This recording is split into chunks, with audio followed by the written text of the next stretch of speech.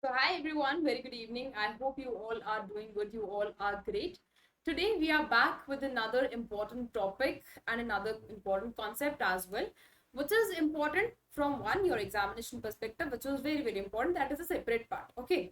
But why these concepts we are taking into consideration? Because these are repeated in the news as well. So, whatever concepts we are doing in the form of videos, right? Those are from the perspective of your examination one. Another, since these are the words which are continuously repeated in the newspapers as well, so we have one motto that if you're reading newspaper, if you're reading any of the article, any of the news, if you come across these many words, you should not face problem here. Okay, so today the important concept is about inheritance tax. So I have tried my best to make you clear through this picture only. I hope I've been you've been able to understand it. But for those individuals who have zero idea about inheritance tax, okay, so let me clear that. I have made one home here, one individual who is very confused, one an agreement here which was entirely on related to your home. Few of the money, some money is just near that particular individual, near that particular girl, and this is the hand of the government who is taking this money in the form of tax. It is giving few to this girl. Okay, and that is how I have tried my best to represent it. Here the home says about property. Okay, the home represents property.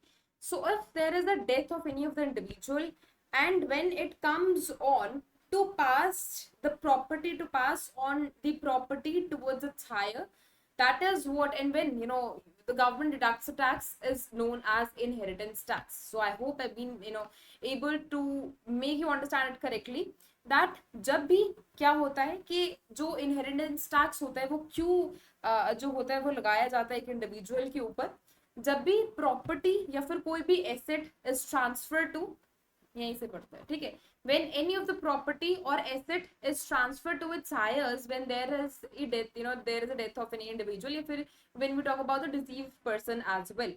So whatever is charged there now, when it comes on to tax, when it is deducted, it becomes a part of inheritance tax. Okay, it becomes a part of inheritance tax. So this house is asset. Okay, this house is property. Let's not call it asset because maybe it is not generating income. Okay, so let's consider it as property only. Okay, let's consider it as property only, and it has been transferred to another individual, to specifically to the heirs of deceased person, and when the tax is deducted on it, it becomes a part of inheritance tax. Now one question which should be in your mind, that ma'am, is India charging it or not? So the answer is clear, no. Okay, and why I've taken this news into consideration, in the coming slides we are going to see it.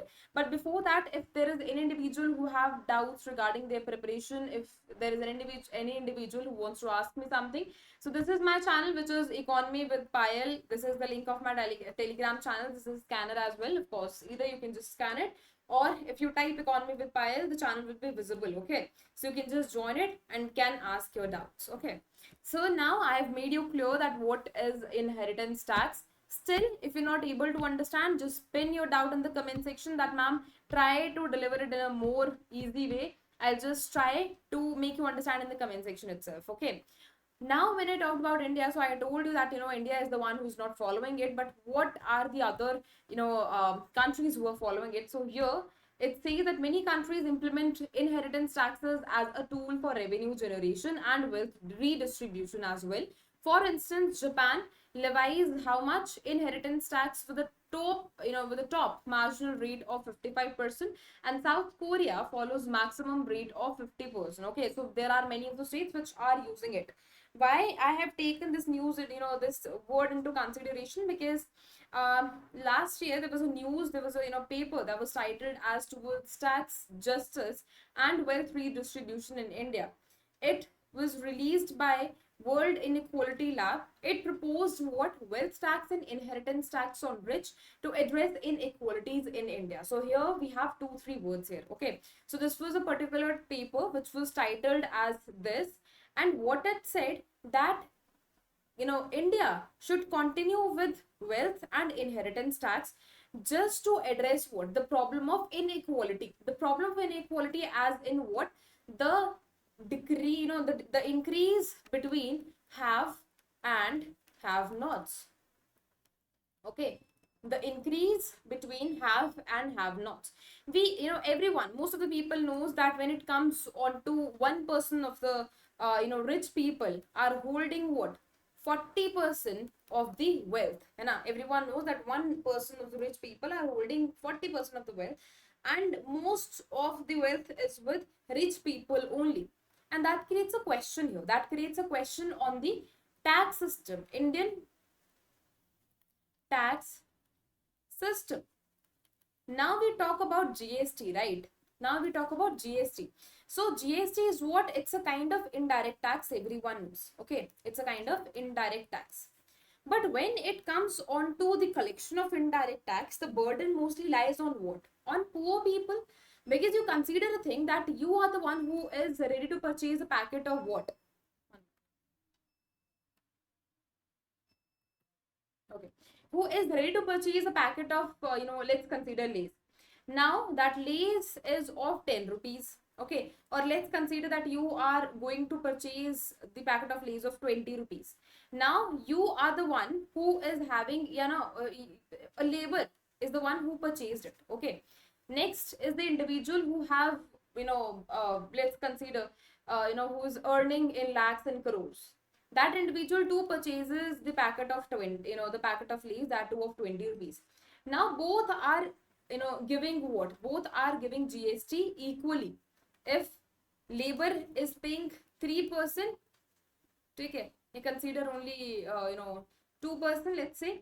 So wealthy person, or the one who's very rich, is also paying 2% only. So it is so regressive in manner. It is highly impacting our poor people rather than the rich people. That is the reason this is putting question on the inequalities, the rising inequalities in India. That is the reason it has been proposed that India should continue with what? Wealth tax and inheritance tax as well, so that you can take an eye, you can keep an eye on the properties of rich as well, and if you tax them, you will be able to address inequalities in India. Okay, I hope I have tried my best to deliver it to you correctly. I hope you've understood it. Okay, when it comes on to inheritance tax, so I have already told you that now India does not follow it. But when I talk about its historical part, so we had estate duty, which was introduced in the year of 1953. It went on till 1985 only. Okay, it was levied on what? Inherited wealth. So we followed it for a particular period of time, but then it was abolished in the year of 1985. Okay, so what it says that with rates reaching up to 85%, the tax became widely unpopular and was abolished in the year of 1985. This was the reason behind the abolishing of it. Okay, then we have gift tax as well. Okay, so it was initially imposed in the year of 1958. Later it was repealed in the year of 1998. It was partially then reintroduced in the year of 2004, and it now have been a part of Income Act. Okay, wait, when it comes on to Income Tax Act 1961, it has become a part of it. Presently, how it goes, so if any of the gift is exceeding what, 50,000 in a financial year, excluding specific exemptions that we'll see in the coming slides, is taxed under income from other sources. Okay, is taxed. When it comes on to wealth tax, okay, so wealth tax as in that you are putting tax onto the net wealth of the rich. Net wealth. Okay, net wealth as in when you deduct liabilities from assets, so you will get what? You will get net wealth. Okay, so if that is that started in the year of 1957, it went on till 2015 only. And what was the reason behind its abolishment? Because the revenue collection was less, but the cost in collecting it was more. So government abolished it. Okay, this was the reason of it. Now when it comes on to few of the exemptions here, so what is the exemption under current gift tax regime include what? Inheritance, gift from close relatives, gifts received during marriage, under a will or through inheritance. Okay, so these are excluded. Now when it comes on to the benefits, as in when it comes on to the inheritance tax benefits, so it has been proposed by one of the which I mentioned it already, that what can be the India needs to implement it just to take care of the inequalities which are rising. Okay, so what are the benefits which other economies are getting, because India is not the one who has implemented it. So what are the benefits that are related to it? Sabse pehle, it's a source of revenue generation, everyone knows. Okay, if inheritance tax is there, so of course we can ensure that there is a proper redistribution of the resources. Okay, that is another point. One is the foremost, the revenue collection. It's a source of revenue collection for the government of India. Okay, for the government of other economies, if India implements it, it becomes a source of it as well. But for the rest of the economies, it's one of the sources of revenue collection. Another one is what? Reducing the wealth inequality. It promotes the meritocracy, your meritocracy as well. Encourages productive investment and intergenerational equity as well. Okay, but what are the challenges? So why it was abolished? Because we saw a lot many hurdles in between. So tax evasion is the one, avoidance is the one, okay, which we still see. If you talk about the other of the taxes which are implemented, and if you talk about the Indian tax structure as well, although we see that it is, few of the people say that it is progressive in manner, few of the economists say that it is regressive in manner. So there is a discouragement of savings and investment as well. Double taxation system will be followed and people will try to avoid it. It will impact businesses as well. They will try to shift towards other countries, since a lot many hurdles are there, and it will lead to what? Demotivation and perception of unfairness as well.